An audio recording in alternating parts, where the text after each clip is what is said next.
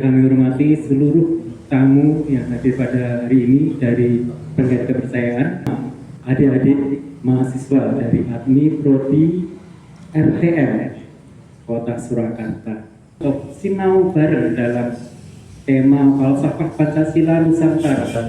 Acara malam hari ini adik-adik dari ADMI ingin lebih dalam mengenal Pancasila. Itu saya sangat bersyukur sekali karena terutama sila yang terakhir ini belum menjamah kepada kita ya.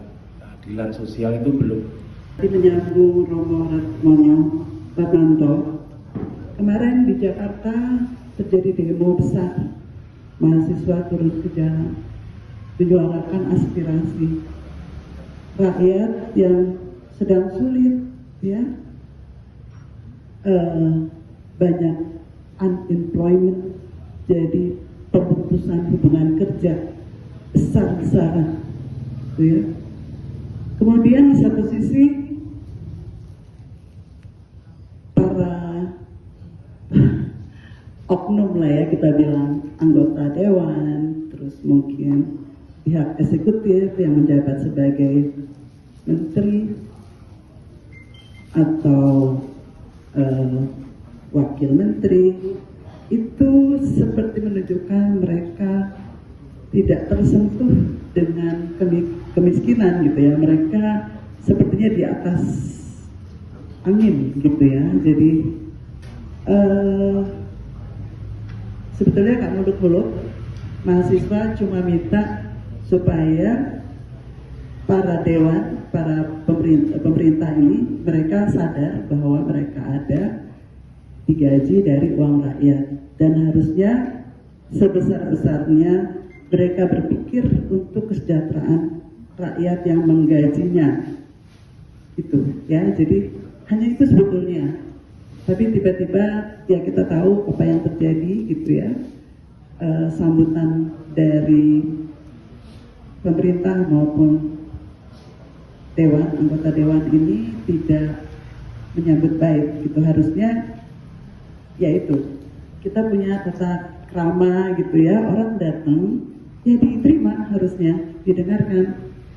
Nah itu yang saya rasa ketimuran kita ya, terutama di Solo ini. Saya berharap adik-adik juga membawa tadi anggah ungguh, atau bagaimana sih kita memperlakukan orang lain gitu kan. Kalau kita mau diperlakukan seperti apa ya, mulai dari diri kita sendiri gitu kan ya. Kalau kita mau diperlakukan baik, kita juga harus melakukan baik orang lain. Kalau saya belajar dari apa yang ditekuni oleh teman-teman di penghayat ini, mereka menjadi dirinya, mereka bicara dari dalam hatinya, bukan karena disuruh ngomong gitu. Itu yang paling penting ya. Jadi bukan katanya itu aja. Terima kasih. Selamat malam Bapak Ibu sekalian yang kami hormati. Yang pertama kami perkenalan dulu. Kami ini mahasiswa, saya dan adik-adik mahasiswa ini, teman-teman ini dari program studi D4 ya, Diploma 4 RTM. RTM itu singkatannya Rekayasa Teknologi Manufaktur. Jadi mereka belajar di ADMI, satu angkatan ini RTM-nya 16 orang. Jumlahnya memang tidak banyak, karena di kami prinsipnya kan satu mahasiswa satu mesin. Jadi kalau belum nambah lab dan perlengkapannya yang memadai, kami belum berani nambah mahasiswa. Maka ini pada malam hari ini kami secara khusus datang ke sini bersama adik-adik. Awalnya memang ingin belajar tentang satu aspek di dalam Pancasila itu, bahwa Pancasila itu kalau menurut Bung Karno kan tidak diciptakan oleh beliau, tetapi digali dari bumi Indonesia. Pancasila itu kristalisasi dari nilai-nilai, kalau istilahnya sekarang, kristalisasi dari nilai-nilai yang sudah hidup, yang sudah ada di bumi Indonesia sejak zaman dahulu kala. Nah, dalam salah satu pokok bahasan yang kami pelajari itu ada kajian tentang sejarah Pancasila. Nah, ini kami ingin mengambil contoh nyata tentang bagaimana Pancasila itu dihidupi, digali dari apa yang sudah hidup di tengah-tengah masyarakat Indonesia. Dan mestinya karena diambil dari apa yang sudah hidup di tengah-tengah kita, sebenarnya penghayatannya mestinya lebih mudah. Nah, kami yang sekarang hadir di sini sebenarnya awalnya pengen belajar itu satu sisi dari kepercayaan. Jadi yang kemarin kami sudah nonton film judulnya KTP, itu juga diskursus atau pertentangannya adalah pencantuman agama di dalam KTP itu. Itu kan kemarin jadi diskusi, ya, nggak tahu ada yang ngantuk atau enggak nonton film kemarin itu. Lalu, nah ini kan tidak clear, tidak nyata. Sekarang kita bertemu di sini langsung berhadapan dengan Pak Kris Raja dan bapak-bapak yang lain untuk belajar tentang Pancasila, filosofinya, dan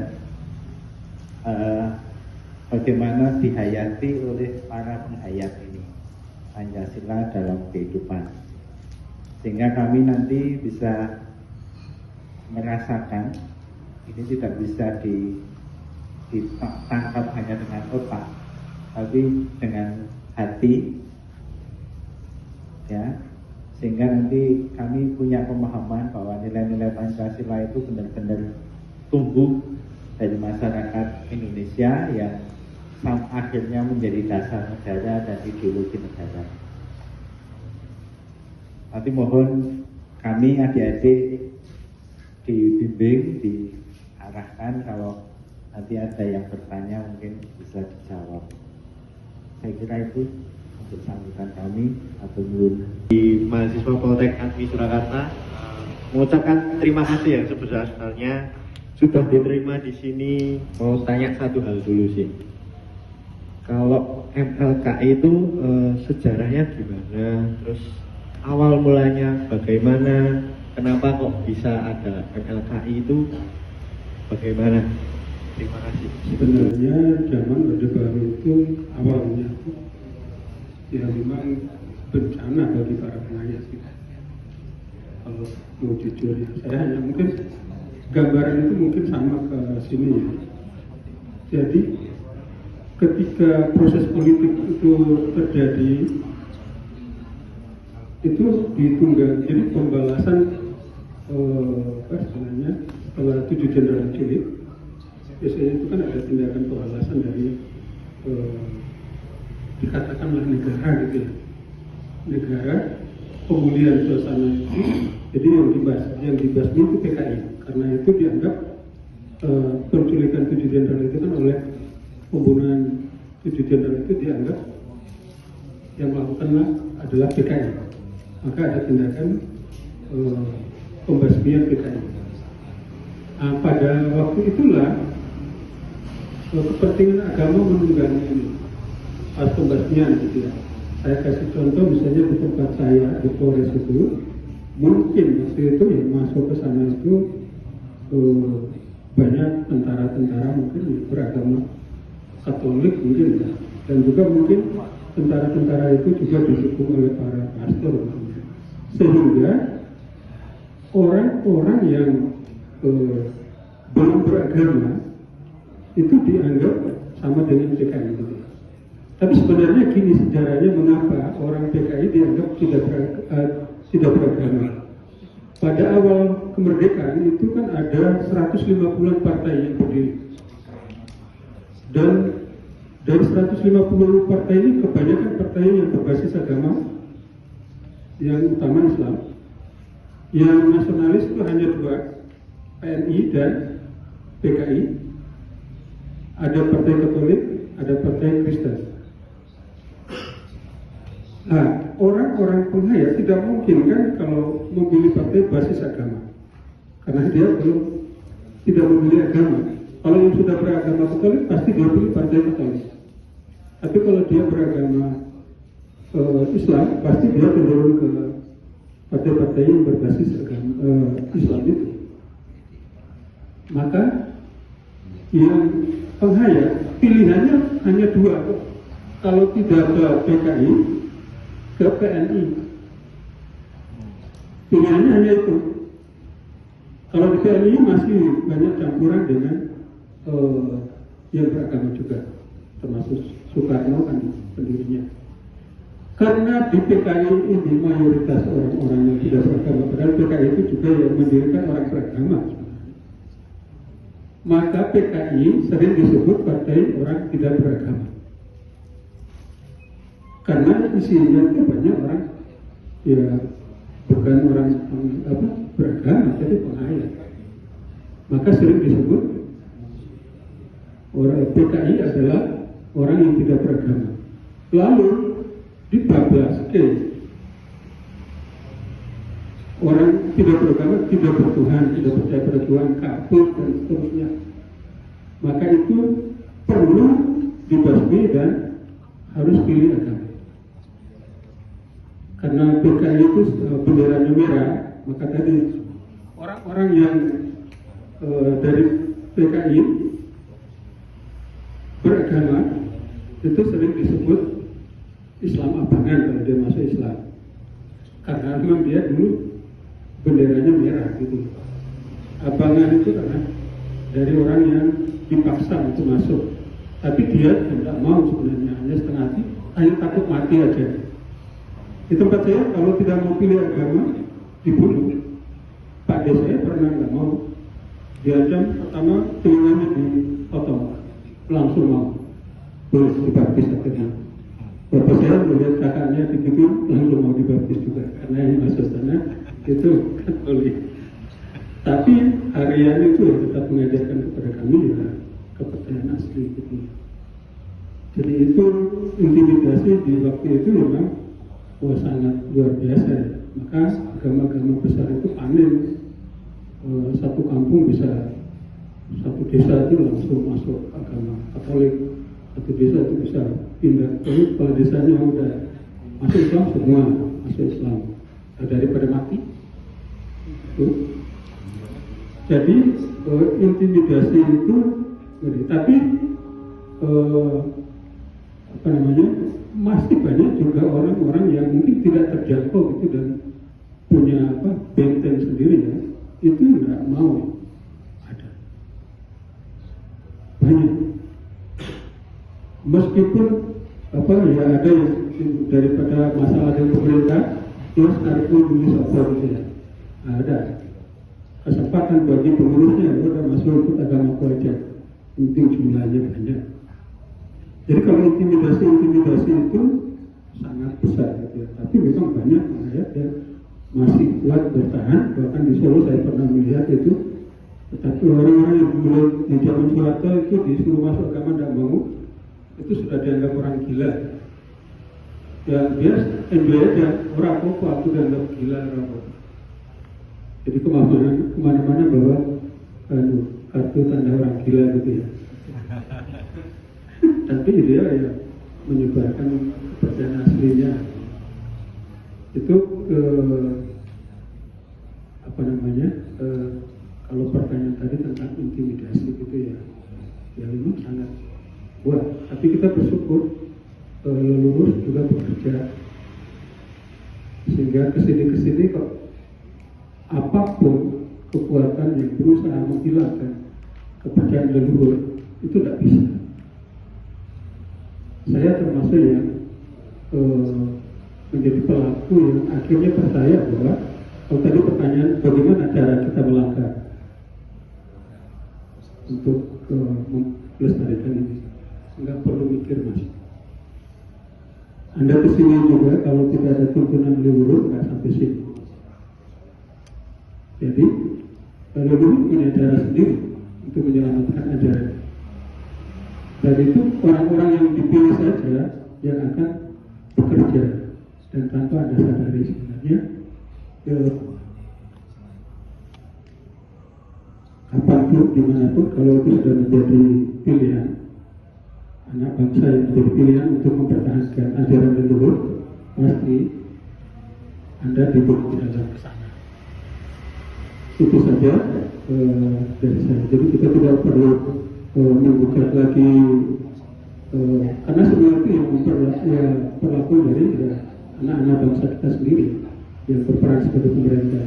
Kita tidak perlu membuka dan mencoba lagi. Ya, perjalanan bangsa kita memang begitu. Dan satu-satunya jiwa bangsa kita adalah jiwa pembangunan, sebagaimana yang sudah digariskan di dalam Sila keempat. Musyawarah itu harus dipimpin oleh kebijaksanaan.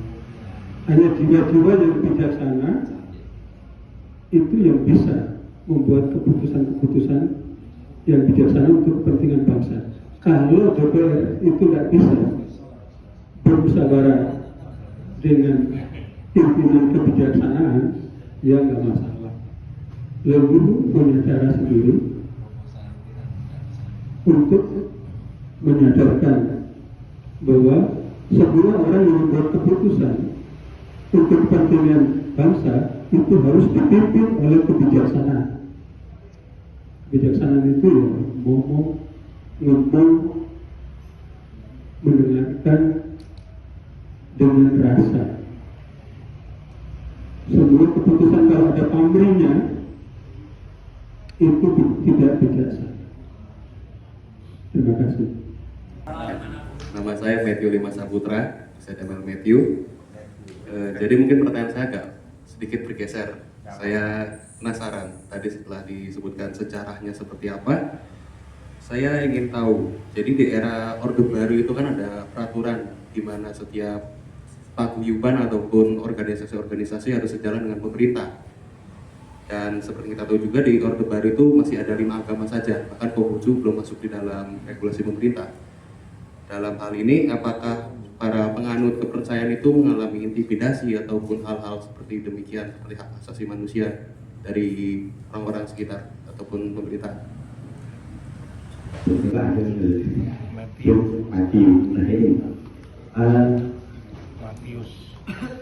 Untuk kepercayaan Tuhan yang Maha Esa, kalau yang lain mau ya itu tetap punya. Tapi untuk Mas itu ada namanya Sanggar Panggilnya, itu tempat khusus untuk beribadah. Ada tempat khusus namanya Sanggar Panggilnya. Di tempat yang lain itu namanya Sanggar. Nah, kalau di Mas namanya adalah khusus namanya atau tujuan pamelangan, tempat untuk melengkapi, tempat untuk kita mengheningkan cipta, menghadap berdasar Maha Pencipta, memohon ampunan serta kemudian lalu memohon petunjuk agar dalam menjalankan kewajiban dunia ini diberikan keselamatan secara lahir dan batin, baik di dunia maupun di akhir selanjutnya. Itu ya. Lalu ada mohon maaf.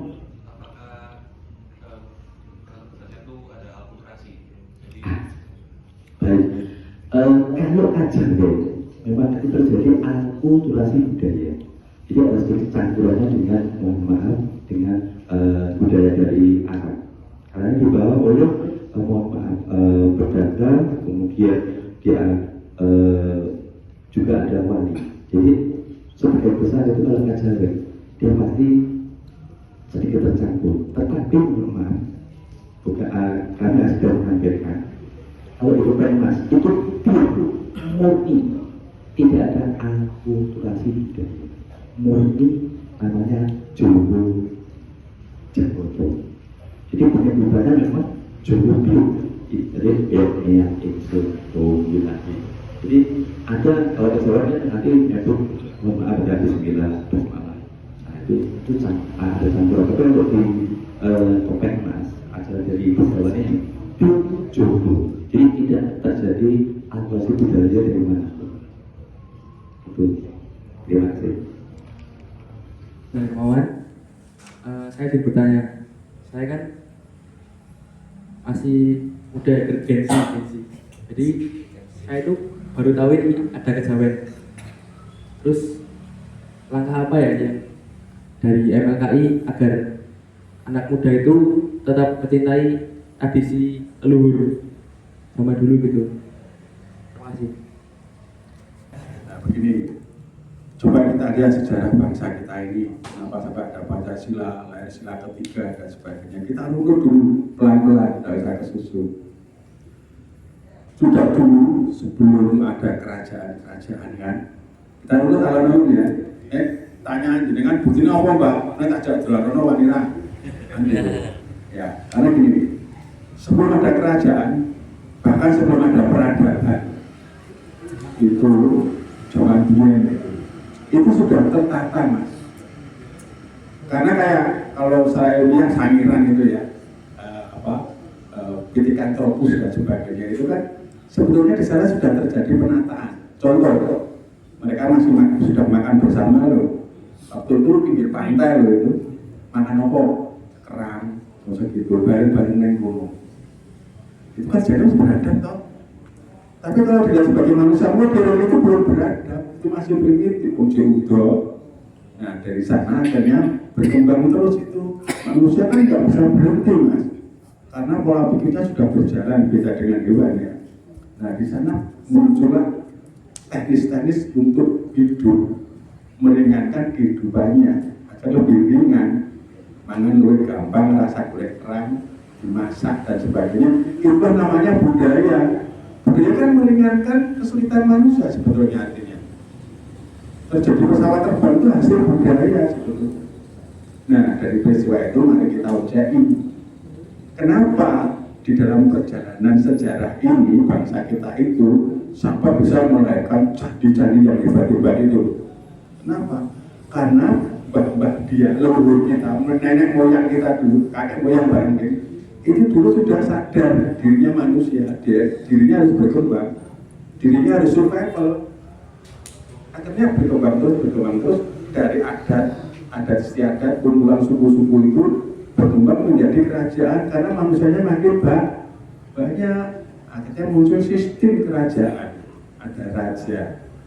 Raja itu menimbulkan kekuasaan, lahirlah politik.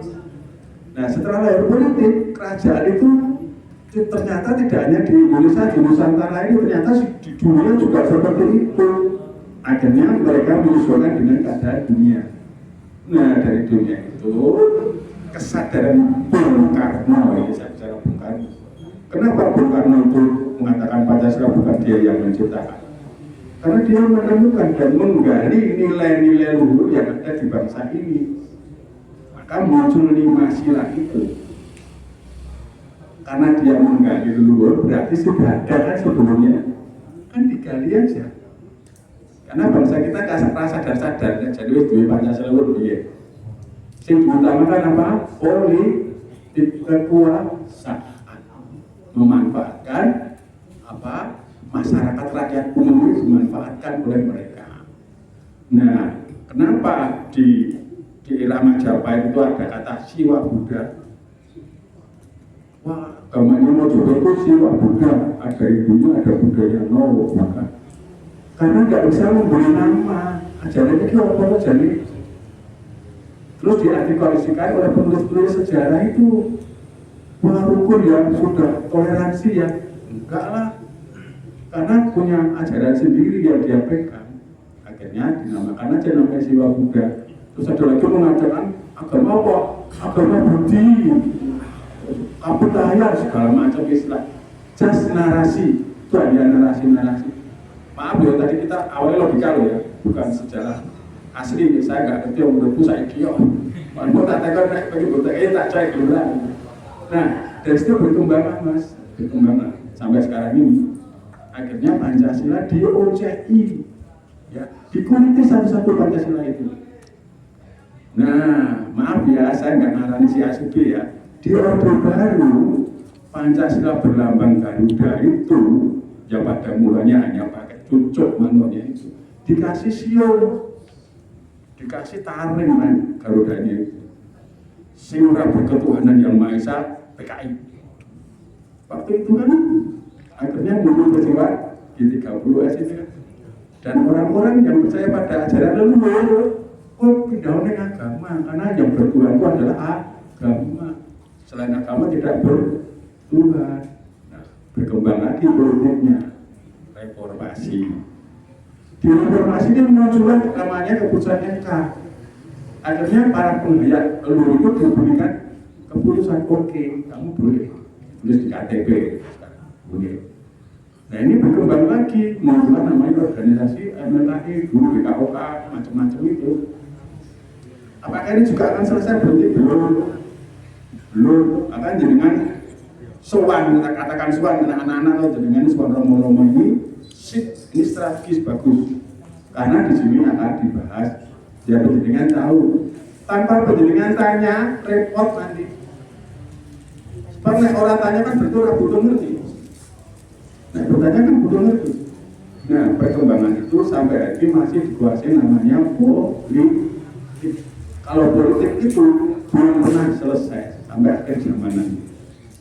Nah persoalannya sekarang saat ini ini aku roh dewe dan sebagainya itu. Kata Ki Ageng Suryo Mataram Kaulo Jiwo itu bagus, itu bahasa bagus Kaulo Jiwo itu. Kan roh dewe. Jenengan perlu baca ngerti dewe dipojari diabusi ya. Nah dengan fakta yang otentik ini jenengan belajar. Makanya ada ya, jenengan rumah neng kene enek punggan yo, punggan itu apa toh? Oh keramatan yang apa toh? Contoh, cinta ngerti untuk sering dari itu keramatan punyanya PB 10 itu. Cagar budaya. Tak nonton apa sih jadi? Tidak hanya sekedar melihat, tapi duduk di sana. Kalau semalam di sana ada apa aja sebetulnya. Bagi yang tahu sudah menjelaskan itu Pantai Pangeksi itu tempat raja turun ketemu Kaulo dengan Koplan itu. Sekarang dibangun pemerintah Solo itu.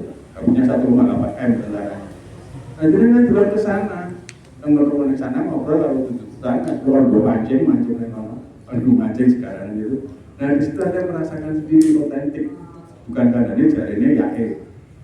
Nah dari situ maka termasuk dengan kata-kata tadi sila ketiga persatuan itu apa toh? Ya karena lahirnya dulu dari kita bersatu ya kita kudu bersatu. Itu sudah anicca ya yang terjadi ternyata. Bukan kesatuan loh, ini harus jadikan harus belajar lagi loh, buka Google ini. Kesatuan dan persatuan itu bedanya apa? Kalau persatuan itu alamiah, kalau persatuan itu berbahasa politis. Dicatat ya, kesatuan itu politis, harus satu. Padahal persatuan itu alamiah. Alamiah bangsa kita itu kan gelem kan lahir nih negara Nusantara ini kan dari enggak dari Merauke sampai Sabang enggak, itu dari Sukabumi itu lebih jauh lagi ya. Itu bersatu, alamiahnya bersatu. Kalau Pak Dudi sudah ngomong sama saya itu, cirinya bersatu apa? Bilangnya ayam itu adalah kata aku. Memberikan pilih-pilih dan itu dirinya aku. Palembang aku. Yang menyebut aku itu adalah saudara kita. Persatuan saudara kita. Jadi teman-teman muda-muda ini dari teman-teman teknis tadi lumayan sekali, bukan lumayan, bagus sekali untuk bisa berdialog seperti ini. Ya. Jadi monggo sejarah jangan diterima secara literasi saja, tapi juga saya nak dialog dengan arkeolog tak tantang. Kan dia cerita, wajah cerita itu begini, ceritanya begini, mau coba begini. Seandainya tak pegang, arkeolognya mau tak salam begini, Mas, yuk kita takut sih nggak bilang sumio. Tak jangan gitu. Loh, iya Pak, kok tak belum pernah takut sih langsung tidak mau jadi kadang buku.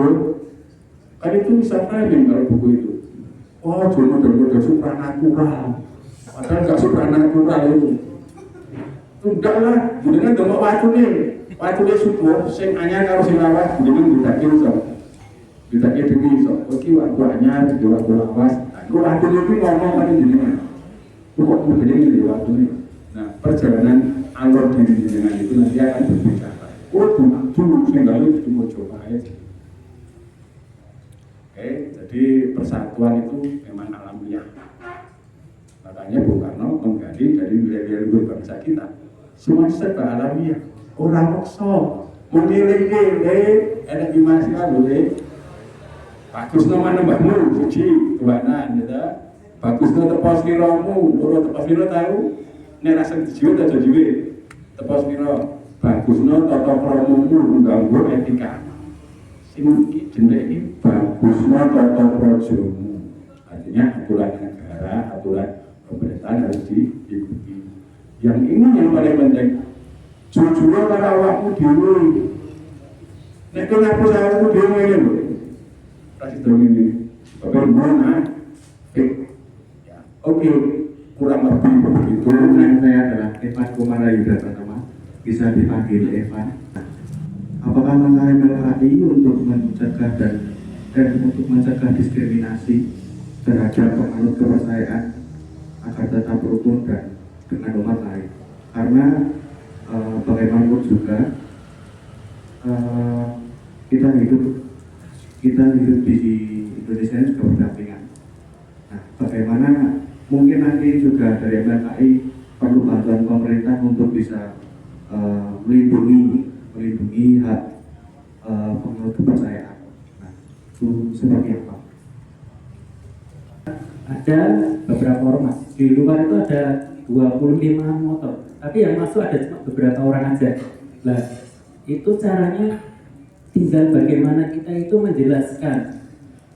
Kalau kita itu pengen kepercayaan ini, tanya mereka yang masuk itu pakai sepatu abri itu kan tanya ini acara apa? Acara sembayangan. Sembayangan apa? Sapa Dharma. Sapa Dharma itu apa? Kalau mau saya jelaskan, mau masuk dulu aja. Tidak, saya pakai sepatu, tidak usah. Sepatunya tidak usah dilepas, tidak apa, langsung dipakai aja, masuk dan apa. Udah, saya cuma tanya Sapa Dharma itu apa. Kalau saya menjelaskan di sini itu lama, Mas. Saya suruh buka di Google. Coba cari di Google itu ada tidak Sapa Dharma. Buka langsung Google itu ada. Saya bilang cuma kalau secara kita ada di Google, berarti kita kan intinya itu bukan satu aliran sesat yang panjenengan pikir.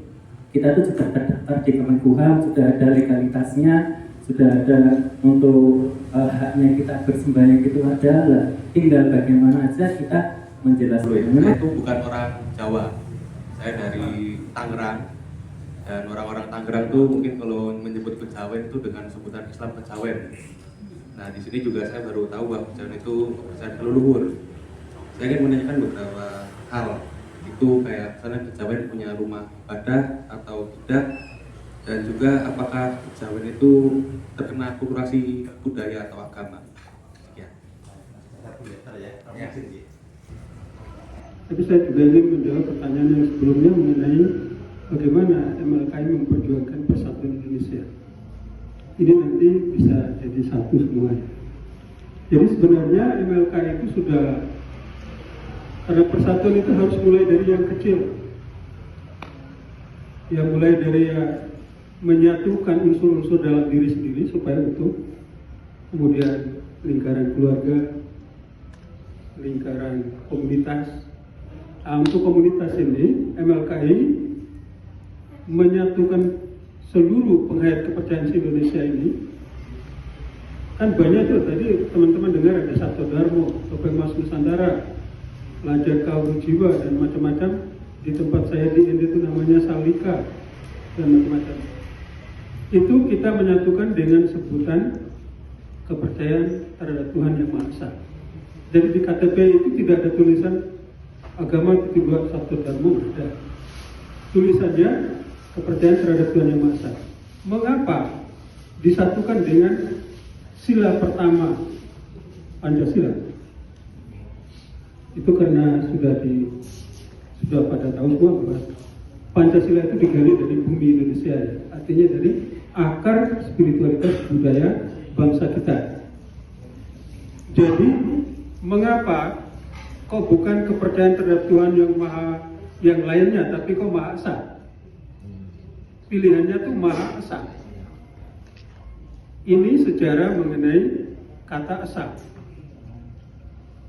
Kalau cari kamus Jawa yang paling kuno nanti ketemu kata esa. Jadi esa itu bukan bahasa Sanskerta, tapi bahasa salah satu suku di Indonesia dan juga termasuk Jawa kuno dulu. Hitungannya itu mulai dengan esa, esa, dua, telu dan seterusnya. Kalau Jawa esa, loro, telu. Maka disebutan bulan yang mungkin masih dengar ya, bulan kasa, karo, katigo, katelu. Kenapa kasa bukan kasiji gitu ya? Kok kasa? Karena sa itu dari kata esa. Ka esa, ka loro, katigo. Itu hitungan bulan di Jawa sini masih menyimpan asal kata esa ini. Esa ini itu sebenarnya maknanya bukan satu yang tunggal, tapi awalnya esa itu artinya benih, bibit yang menjadi asal mula dari sebuah kehidupan. Nanti ketika menjadi buah itu sebutannya juga esa. Jadi kata esa ini menunjukkan bahwa Tuhan itu adalah asal dan tujuan. Kalau dia melaksanakan paramin dumadi. Dan itu di semua suku itu punya kepercayaan yang sama mengenai Tuhan sebagai asal mula dan tujuan. Maka pilihannya ketuhanan yang Maha Esa. Sila pertama ketika Bapak bangsa kita merumuskan sila pertama untuk merangkum kepercayaan Nusantara. Itu dengan kata ketuhanan yang Maha Esa, bukan pilihan ketuhanan yang Maha Cemburu atau ketuhanan yang Maha Kejam atau ketuhanan yang Maha Esa. Kemudian itu persatuan yang sudah diupayakan oleh teman-teman MLKI, dan itu kita anggap bukan milik penghayat saja sebenarnya. Agama-agama yang datang juga akhirnya juga nanti ketika mau inkulturasi ke dalam budaya setempat juga meyakini Tuhan yang seperti itu. Kemudian sila yang kedua ya, nanti menjawab pertanyaan ini tadi. Ini kemanusiaan yang adil dan beradab.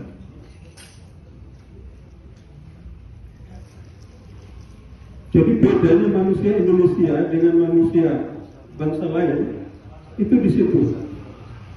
Peradaban Nusantara, keadilan yang diciptakan kita itu keseimbangan, atau yang disebut keharmonisan jagat gumelang dan jagat gumelang, atau keharmonisan jagat cilik dan jagat gede, mikrokosmos dan makrokosmos. Karena tubuh kita itu adalah tercipta dari unsur-unsur alam juga. Kalau di Jawa mengenalnya dengan 4 unsur alam: banyu, bumi, angin, geni. Lalu satu lagi pengernya. Jadi kemanusiaan yang adil ini artinya yang harmonis hubungannya, baik dengan dirinya sendiri maupun dengan yang luar, terutama yang tidak ada di dunia lain. Itu keharmonisan dengan alam. Di tempat saya itu ada ungkapan misalnya, bukan saja dengan alam tetapi dengan sarana kehidupan. Jadi HP ini teman, mobil itu teman, rumah teman. Makanya kalau ritual syukuran panen itu ada simbol-simbol berterima kasih pada sarana kehidupan. Tikar, karpet, motor, mobil sampai saya kasih nama. Namanya Damai. Jadi teman-teman udah tahu, nggak bilang naik mobilnya Grace, Pak Grace, tapi naik Damai. Kami pergi bersama Damai, pergi dengan Damai. Jadi sarana-sarana kehidupan, mesinnya teman-teman tadi bosan kalau nungguin. Itu kalau dirasakan sebagai teman, beda nanti. Spirit semangatnya atau kepekaannya dan lain sebagainya ketika berhadapan dengan alat-alat sarana kehidupan. Ketika itu dianggap teman, itu berbeda perlakuannya. Teman-teman di Bali masih mempertahankan itu. Kalau ke Bali, laptop dikasih kembang, ya. Ini sama temanmu lebih berharga ini atau yang sering lebih banyak membantu kamu HP atau HP kan? Jadi ini dianggap teman. Bahkan di tempat saya itu bilang begini, kata-kata adat ya. Berteman akrab dengan beringin yang rimbun, bersahabat dengan parang dan cangkul. Itu sarana kehidupan disimbolkan dengan parang dan cangkul. Bersaudara dengan jagung, padi, dan semesta. Jadi semesta ini adalah saudara. Maka ketika itu saudara, kita sudah nggak bisa sembarangan gitu ya. Begitu melihat daun yang kuning, rasa sini kayak merasa dia bisa disiram. Tolong siram aku. Kayak gitu. Jadi rasa yang berbeda ketika itu kita memposisikan sebagai sahabat, bukan sebagai sesuatu yang perlu kita kuasai, tapi sahabat. Itu dasar spiritualitas bangsa kita terhadap alam semesta, itu sahabat. Di gereja sudah mulai menyadari itu, maka ada ensiklik Laudato Si tahun 3 tahun lalu sudah mulai menyadari.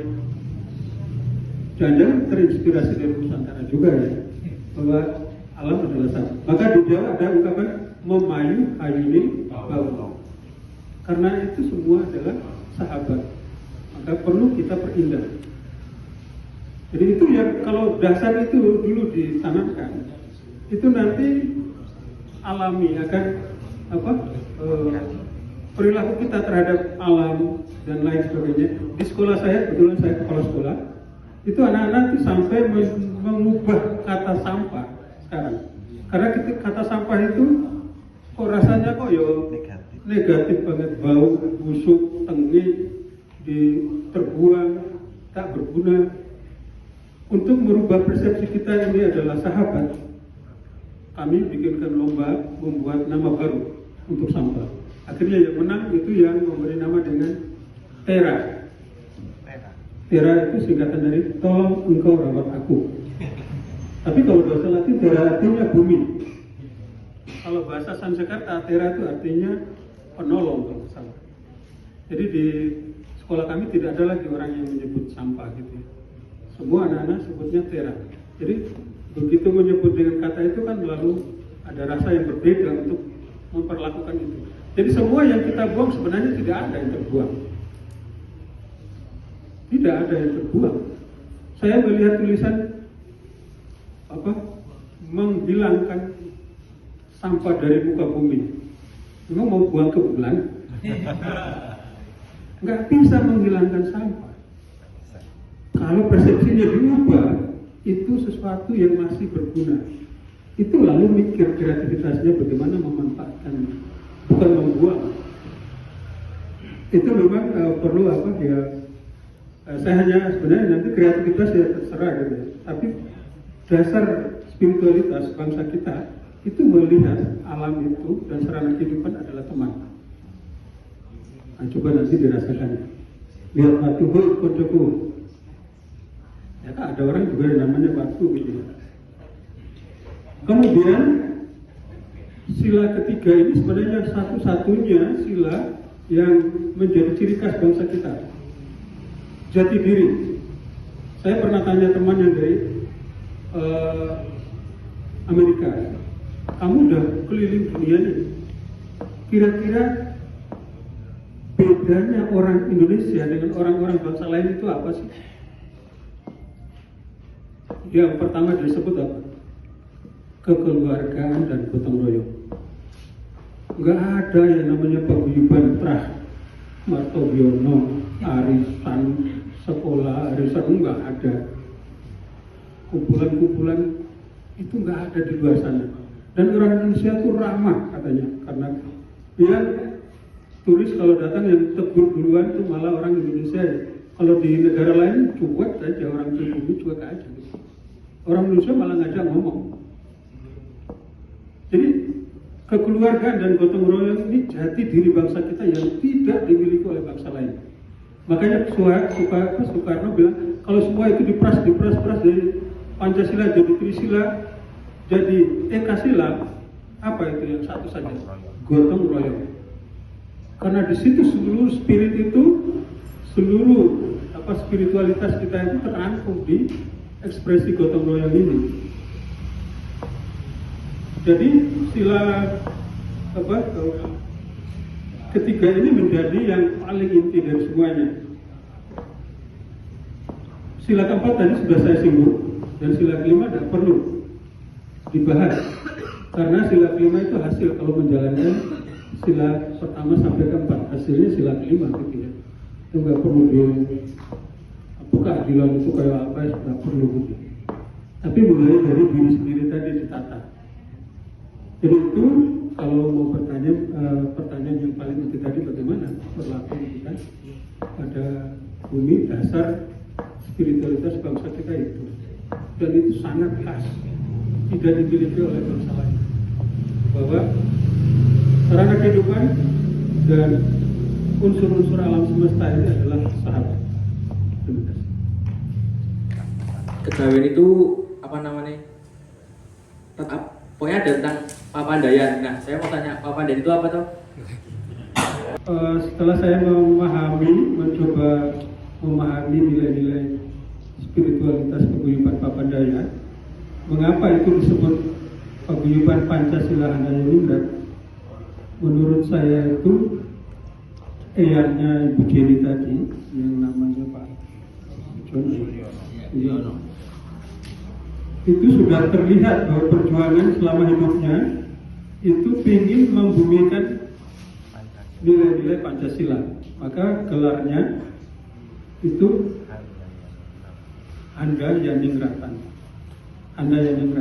Handayani itu kalau di Ki Hajar Dewantara ada semboyan Tuturi Handayani.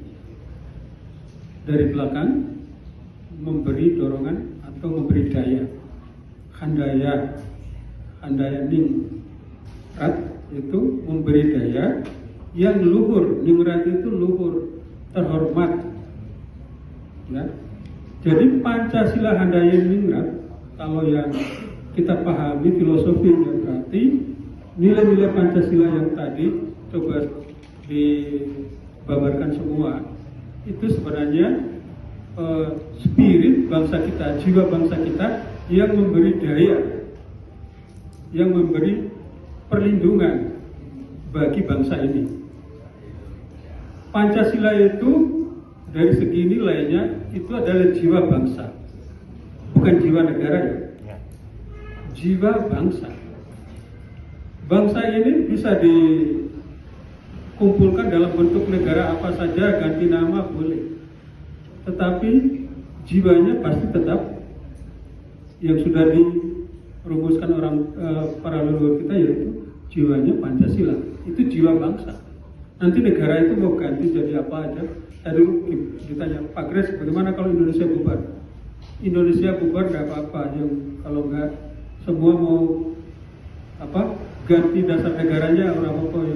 Nanti saya tetap memelihara Pancasila itu setidaknya di rahimnya Pancasila. Itu bukan tempat lahir di Dharma. Ende itu bukan tempat lahirnya kan di Jakarta pada 1 Juni. Tapi rahimnya.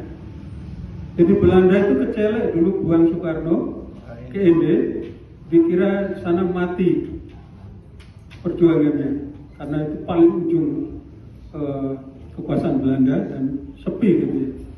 Tapi ternyata di sana secara spiritual dia mendapat daya yang luar biasa. malah merumuskan Pancasila, nilai-nilai dirumuskan dari sana. Maka di sana disebut rahimnya Pancasila. Jadi kalau Pancasila sudah tidak digunakan di Indonesia, Indonesia hilang nggak apa-apa, tapi masih ada Indonesia. Indonesia Yang masih terus mempertahankan Pancasila.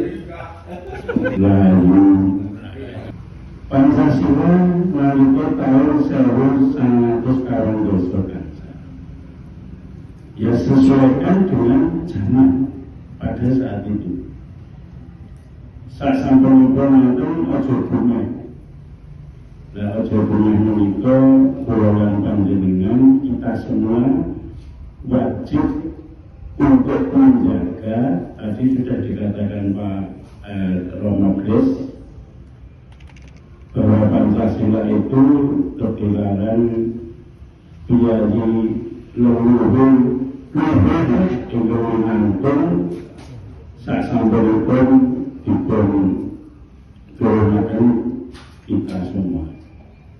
Makanya sesuaikan dengan zaman, dan kita harus mengerti bahwa Pancasila itu sumber nomor satu untuk umat lintas agama di dalam NKRI harga mati. Pramila nyambung bicaranya Pak Jandik, karena sekarang sudah zamannya politik.